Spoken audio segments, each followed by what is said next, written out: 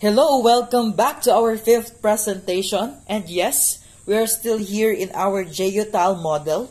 So in our previous presentation, we already talked about the group, how to determine if it is a group structure, how to determine the subgroups, if it is cyclic or not. And today, we're going to explore about the permutation group.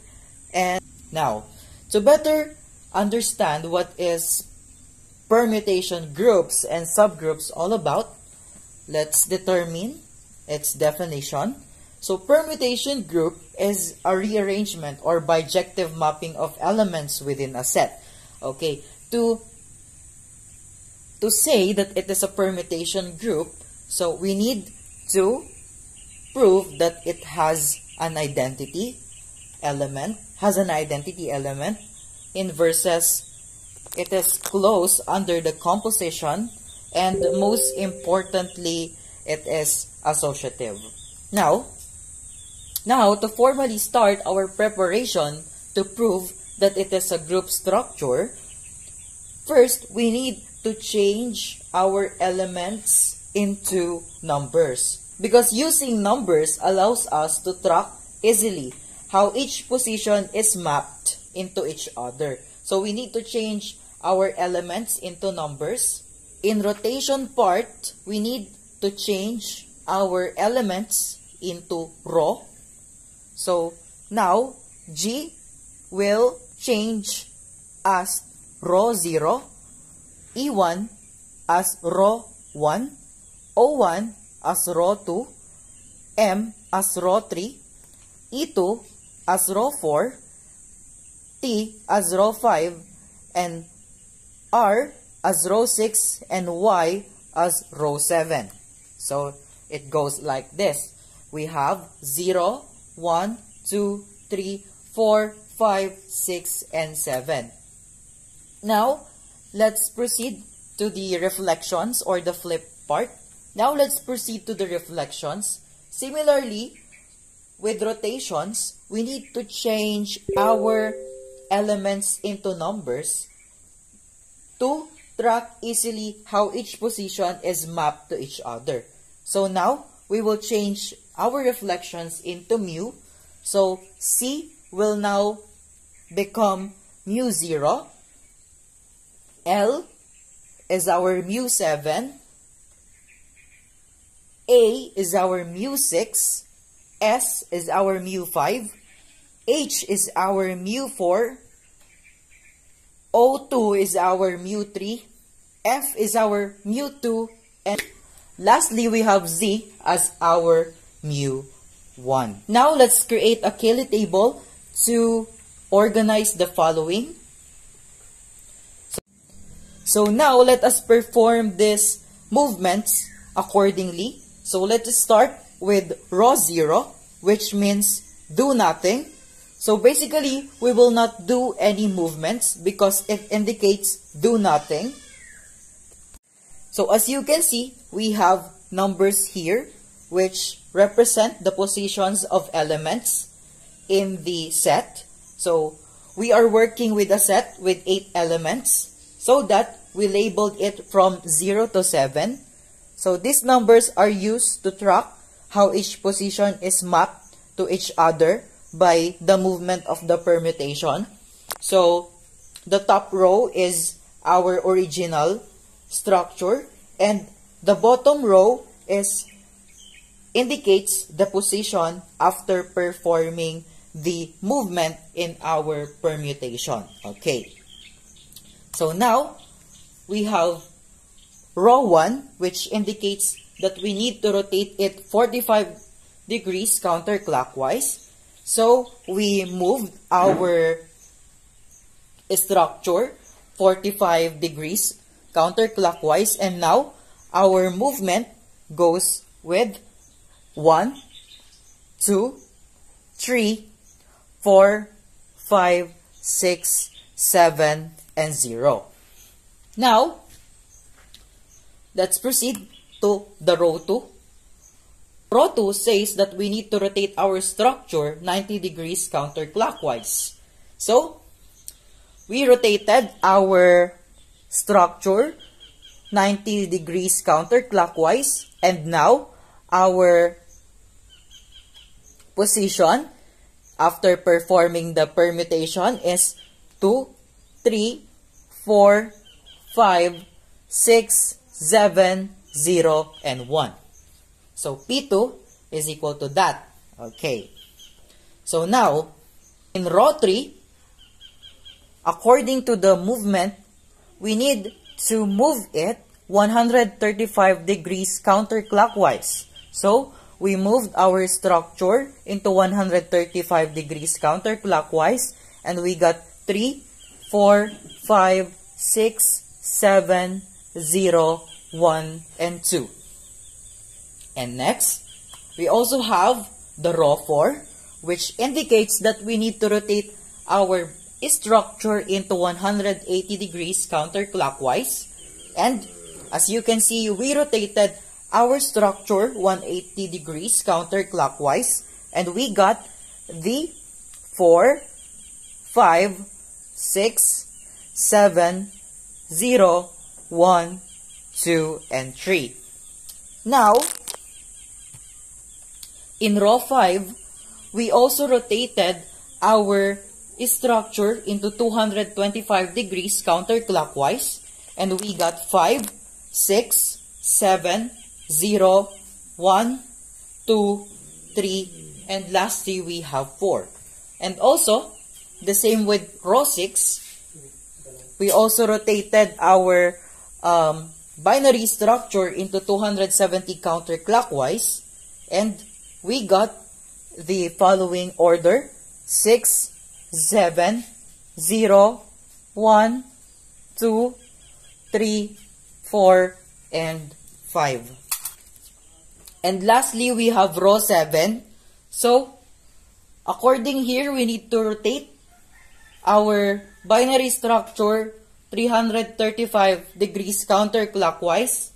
And as you can see, we rotated our binary structure into 335 degrees counterclockwise, and we got the orders of 7, 0, 1, 2, 3, 4, 5, and 0. And now let's proceed to the flip version. So, as you can see, we flip our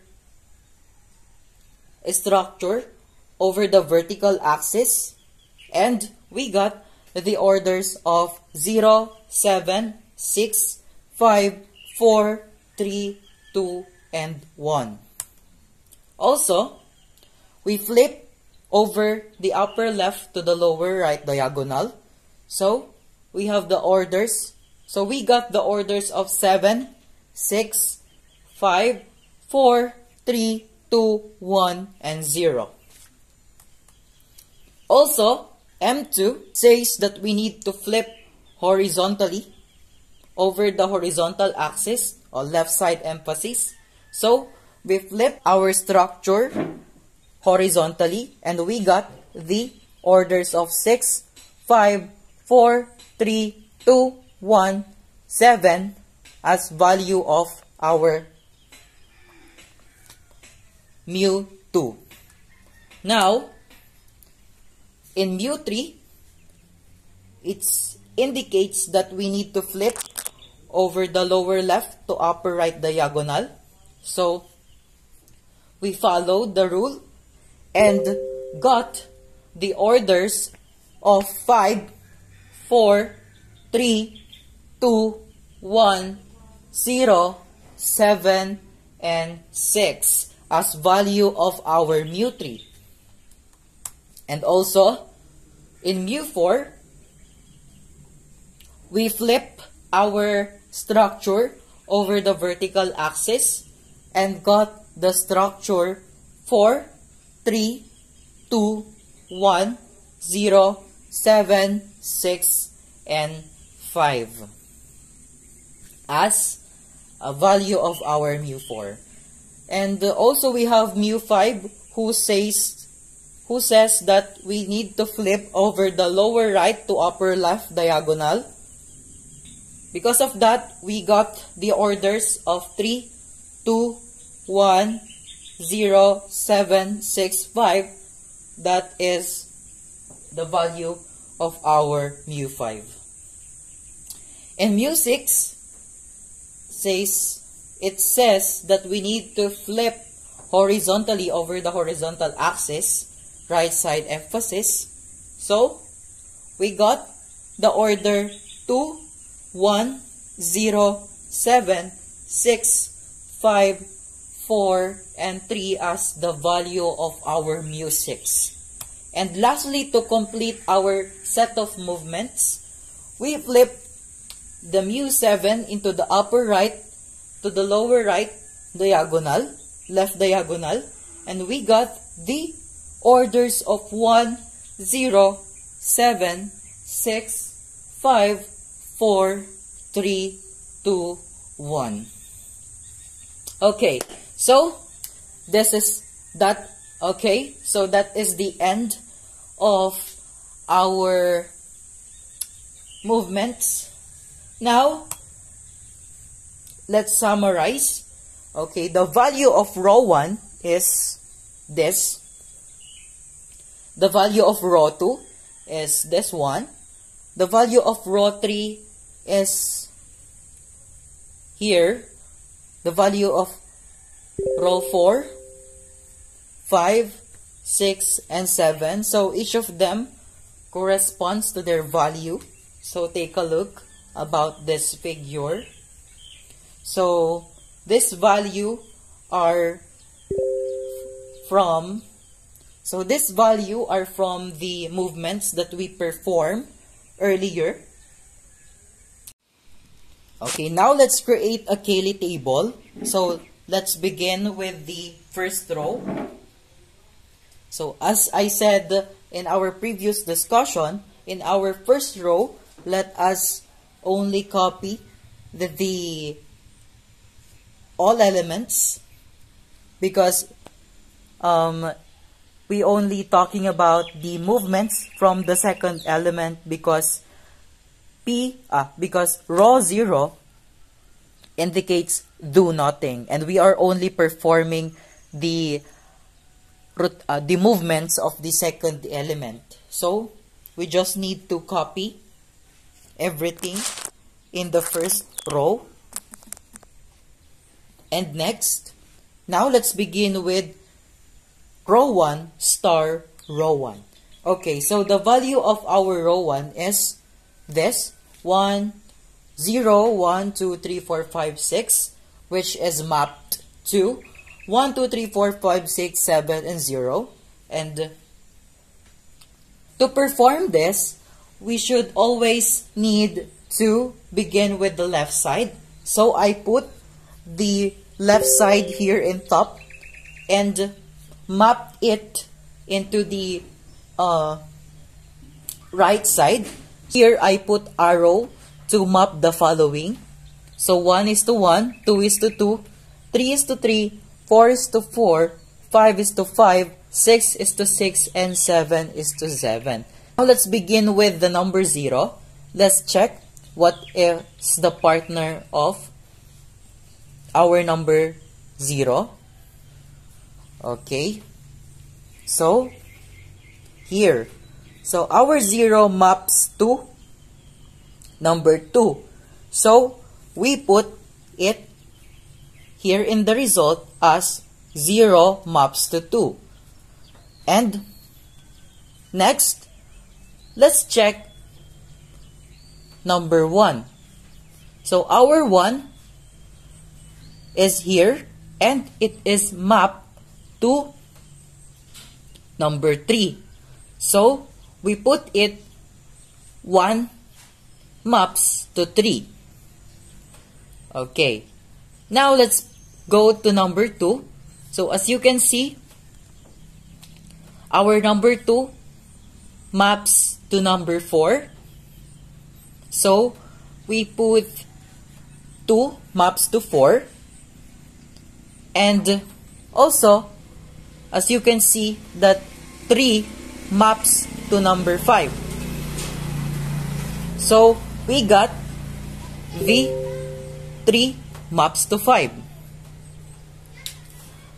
We have also number 4, which maps to number 6.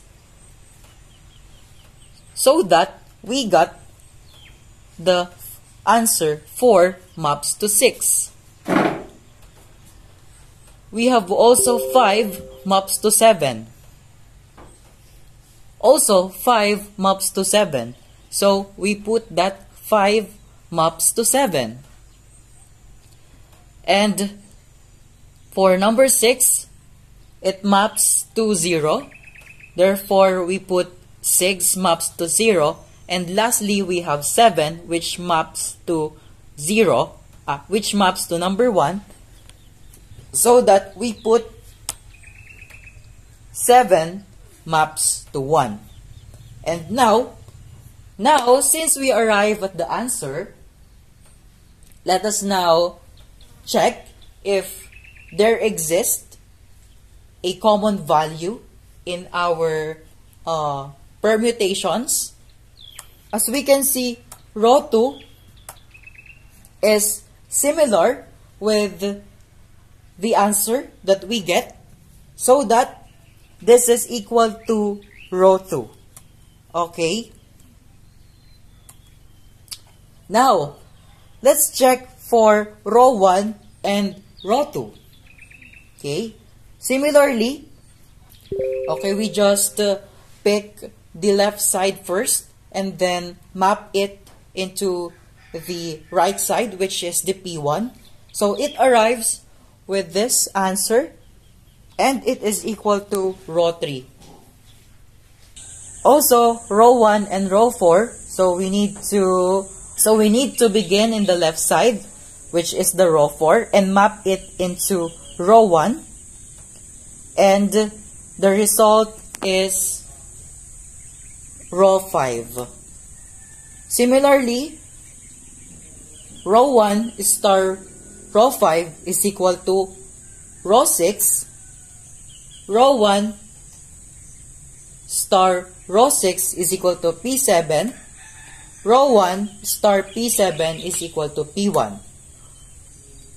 Row 1 star mu 0 is equal to mu 1. Row 1 star mu 1 is equal to mu 2. Row 1 star mu 2 is equal to mu 3. Row 1 star mu 3 is equal to mu 4. Row 1 star mu 4 is equal to mu 5. Row 1 star mu 5 is equal to mu 6. Row 1 star mu 6 is equal to mu 7. Row 1 star mu 7 is equal to M0. And if we repeat this process, we will arrive with the answer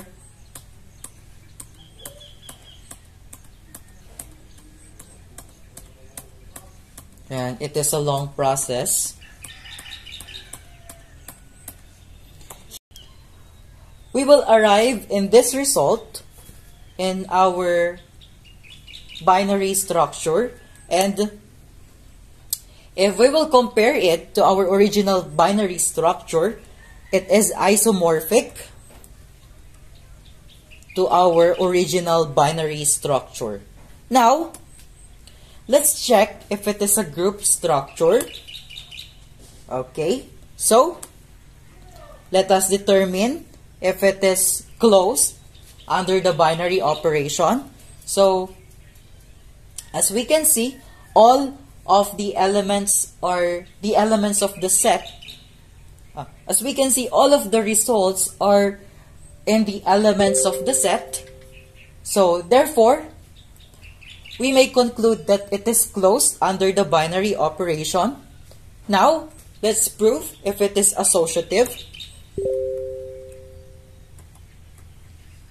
Yan. So, it is closed under the binary operation. So, now let us check if it is associative. So, to check if it is associative, we need to rotate our table 180 degrees. So now this is the result of our table that is rotated on 180 degrees. Okay. So, to determine if it is isomorphic, we need to rearrange our table accordingly. So first, let us check on the row side. So as you can see, it is fixed. And now, let's check the column side. As you can see, our column side was disarranged because of the rotation. So in order to fix it, we need to interchange P7 to P1, P5 to P3, and we need to interchange row 1 to row 7, row 5 and row 3, and mu1 to mu5. And also in the lower side, we need to interchange mu5 to mu1, mu6 to mu0, and mu4 to mu2. Okay, so since it was arranged, let us see if it is isomorphic to the original table. As you can see, it is isomorphic to the original table. Therefore, it is associative. Therefore, it is associative under the binary operation. Now, let's check if identity element exists. So, identity element often find here in the first row and column of our set, and that is row 0. Therefore, identity element exists, which is the row 0. Now, let's check if every element has inverses. Okay, so the inverse of row 0 is row 0. The inverse of row 1 is row 7. The inverse of row 2 is row 6. The inverse of row 3 is row 5. The inverse of row 4 is row 4. The inverse of row 5 is row 3. The inverse of row 6 is row 2. The inverse of row 7 is row 1. While the inverse of mu0 is mu0. The inverse of mu1 is mu1. The inverse of mu2 is mu2. The inverse of mu3 is mu3. The inverse of mu4 is mu4. The inverse of mu5 is mu5. The inverse of mu6 is mu6.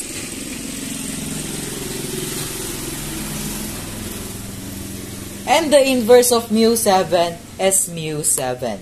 Okay, so since all of the elements has an inverse, therefore, inverses exist in this group structure. Now, since our table have confirmed that the given set forms a valid group structure under the defined binary operation, we already verified the 4 essential properties, such as it is closed, it is associative, it has an identity element, and has an inverses. Therefore, our permutation is a group structure. Okay, so that is the end of my discussion. Now let's proceed to the last part of our project, which is the cosets, the project's number 6.